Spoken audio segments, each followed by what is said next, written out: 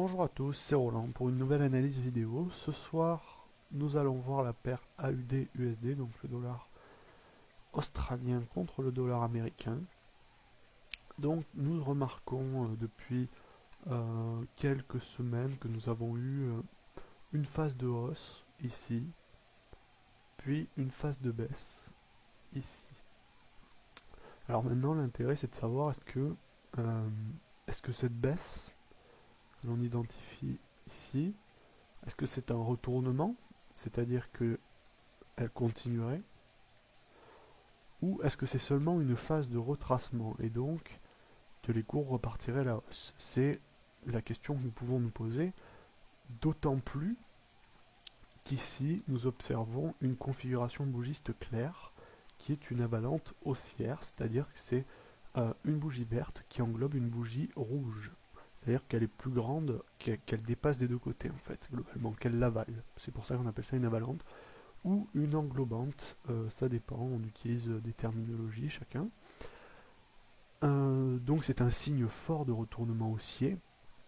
Alors bon, bien sûr, vous allez en voir plusieurs, ça va pas toujours marcher, mais c'est quand même, disons que dans les figures bougistes, c'est un petit peu la plus forte, à peu près. Bon après, évidemment, euh, c'est pas prouvé, mais c'est une des considérées comme les plus efficaces.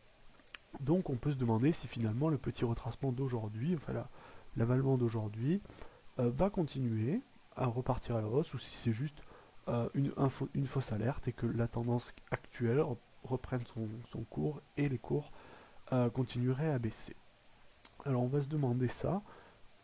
J'ai tracé ici les bandes de Bollinger, ici, avec la moyenne mobile 20 au centre et notre moyenne mobile 20 ici. Comme on le voit, c'est une moyenne qui ici joue assez bon niveau de support résistance puisque on remarque qu'elle fait souvent pivot, c'est-à-dire que les cours rebondissent dessus, rebondissent dessous, restent bloqués dessus, restent bloqués dessous, c'est-à-dire que c'était un bon niveau de support résistance, et en l'occurrence ici ce n'est pas un niveau de résistance statique mais dynamique, et on remarque ici un très fort rebond dessous, hein, vraiment là c'était très clair, vous voyez c'est au millimètre près, on peut zoomer autant qu'on veut, c'est au pips près, on n'est pas passé au-dessus de la moyenne 20, on a juste touché, effleuré, et on est reparti à la baisse. Très clairement. Ce qui veut dire que ici on a quand même un signe, euh, je dirais, de tendance baissière, c'est-à-dire que les cours n'arrivent pas à remonter au-dessus de cette moyenne mobile 20, ils restent bloqués dessous. Donc c'est pas seulement, à mon avis, qu'une simple correction. C'est-à-dire que ce mouvement, pour moi, n'est pas qu'une simple correction, c'est un petit peu plus. Donc mon avis, pour l'instant, reste baissier, hein, je vous l'ai dit, parce que vous voyez, le schéma est assez clair. Ici, on a eu une phase de hausse très forte. Ensuite, on a une phase à plat, au-dessus, en dessous de la moyenne mobile 20, un petit peu, on a oscillé. Et là, on est resté pendant un petit moment, pendant 3-4 bougies ici, au-dessus, on s'est tâté au-dessus, et c'est là que l'indécision s'est faite. C'est là qu'on n'a pas réussi à concrétiser en passant au-dessus des plus hauts. Les haussiers n'ont pas remporté sur ce terrain-là, ils sont restés bloqués sous cette moyenne, sous cette résistance horizontale ici, n'ont pas réussi à passer, et là on a eu vraiment euh, la cassure baissière sous la moyenne mobile 20 avec un très fort mouvement de baisse qui s'est concrétisé par ces trois bougies. Ici on voit une rouge, deux rouges, trois rouges, et ensuite, on a eu un phénomène de, j'irais, d'inertie, et ça a continué à baisser, et actuellement, ça relance encore une fois, puisqu'on reste bloqué sous cette M20. Alors aujourd'hui, certes, on a une bougie haussière forte, de surcroît, cette bougie est quand même sur une zone de pivot, je dirais, c'est-à-dire une zone où on a du support résistance. C'est pour ça que j'ai mes des doutes quant à la reprise baissière. Vous voyez ici, sur la zone que j'ai tracée, on a plusieurs zones clés. On a ici, donc c'est une zone pour dire que c'est une zone qui est importante. Et ici. Et donc, quand on regarde le schéma global, vous voyez que les cours évoluent dans une sorte de range.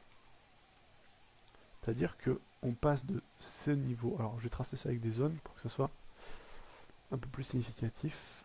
Voilà. Les cours évoluent entre cette zone. Et par le bas c'est différent. C'est pas par le bas, c'est pas seulement euh, une zone fixe, c'est-à-dire qu'on peut pas facilement tracer ça. Enfin, on peut dire ça, on pourrait dire ça, mais est-ce que quand on voit la tendance des plus bas, est-ce qu'on a envie de tracer ça? Qu'est-ce qu'on a envie de tracer? On a envie de tracer une droite, comme ceci. Voyez-vous? Voilà. Et là, et une droite assez claire, alors on va essayer de tracer ça le plus précisément possible pour que ça soit vraiment propre. Là, voilà. Voilà ce qu'on a. Alors maintenant, on va supprimer un petit peu les éléments qu'on avait utilisés tout à l'heure et voir qu'est-ce qu'on a finalement avec cette zone de fond globale. Et bien là, on a ce qu'on appelle un triangle globalement ascendant. C'est-à-dire que les plus hauts sont au même niveau, vous voyez ici, et les plus bas sont de plus en plus hauts. Et ça forme, au niveau du support, à chaque fois les hauts-ci gagnent de plus en plus, alors que sur les résistances, on ne passe pas au-dessus. C'est-à-dire que c'est quand même un symbole, un signe plutôt haussier. Alors, évidemment, c'est pas clair là. On peut pas dire, voilà, on est dans une configuration haussière. Non, on n'est pas dans une configuration haussière, parce qu'il peut très bien se passer une chose, c'est que cette figure soit cassée, qu'on revienne là, et que là, pour de vrai, on soit dans une vraie zone de range. Vous voyez ce que je veux dire? C'est-à-dire qu'on ne soit pas seulement dans une figure plutôt à caractère un petit peu haussier, mais vraiment dans une zone de range. Donc là, on peut rien conclure encore. On pourra conclure avec ça, que si on passe au-dessus, c'est-à-dire que si on rebondit là, et qu'on passe au-dessus de cette zone, là, on pourra dire on a réalisé, on est sorti d'un triangle ascendant. On ne l'a pas encore fait. Donc il faut éviter de spéculer à ce niveau-là. Néanmoins, on a quand même cette droite de support. Ici, cette droite de support, elle n'est pas extrêmement bien tracée parce que vous voyez que l'écart entre les deux premiers points est très très clairement supérieur à l'écart entre les deux potentiellement prochains, disons. Ce qui, généralement, on préfère, vous voyez, c'est difficilement explicable comme ça, mais on préférerait que l'écart ici soit plutôt comme ça. Parce que là, il y a un petit peu un phénomène d'oubli. C'est-à-dire qu'on n'a plus vraiment de tendance à... La droite est moins crédible, je dirais. Donc par contre, comme on dit, on a une zone de support résistance importante qui est ici, qu'on avait tracée tout à l'heure. Et cette zone de support résistance est confondue, presque, enfin pourrait être dynamiquement confondue avec notre droite de support oblique et notre zone ici. Ce qui fait qu'ici, on pourrait avoir une zone de rebond potentiel assez important et qui confirmerait notre triangle. Donc pour l'instant, je ne peux pas vous dire, ça va monter, ça va baisser, parce qu'on est quand même dans une tendance de fond à court terme ici, très court terme, baissière, mais on arrive sur une zone de support, clairement, enfin une zone de support assez forte, marquée par cette zone, et par cette droite oblique. Donc là, on peut être mitigé. Alors pour moi, la configuration bougiste ici est assez claire. Si on prend que les deux dernières, que la journée aujourd'hui, on est plutôt haussier. Mais après, si on prend le trend comme ça, on peut se dire finalement la tendance naturelle du range, c'est d'aller du haut en bas, et donc que les cours repartent vers le plus bas au fond, c'est-à-dire vers là. Mais là, évidemment, il y a du doute, comme je vous ai dit, il y a du doute. Sur cette paire, on ne peut pas être vraiment... Là, objectivement, on ne peut pas dire ça va monter, ça va baisser.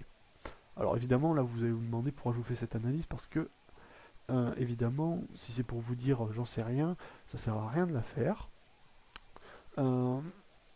Là, généralement, donc j'ai pas trop tendance à préparer mes analyses pour essayer d'être assez, disons, assez frais dans la façon de voir les choses, parce que généralement, quand on prépare son analyse, on a tendance à chercher des choses au préalable pour les montrer aux gens.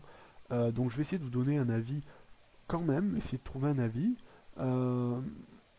pour voir qu'est-ce qui pourrait arriver vraiment. Là, il faut quand même voir qu'on est dans une zone euh, qui est pivot. C'est quand même là, autour de cet axe-là, de cette... Je vais supprimer les deux autres qui servent à rien de manière à pas brouiller les pistes. Voilà. Autour de cette zone-là, on a vraiment les cours s'articulent autour de cette zone. Et là, on est en train de rebondir dessus. Et pour moi, ça, c'est pas de la spéculation, contrairement à tout ce que je vous ai dit. Tout à l'heure, je vous ai dit, il y a un triangle, on est dans une tendance plutôt baissière, ça rebondit. Ça a rebondi sous une moyenne mobile. Ça a fait ci, ça a fait ça. Là, on est dans du présent, c'est-à-dire qu'on rebondit sur cette zone de support, actuellement. Et on a une avalante haussière. Ça, ce sont des augments objectifs, actuels, présents, et indéniables, visiblement. Donc, même si on est contre le trend à court terme, hein, on est contre cette petite vague baissière.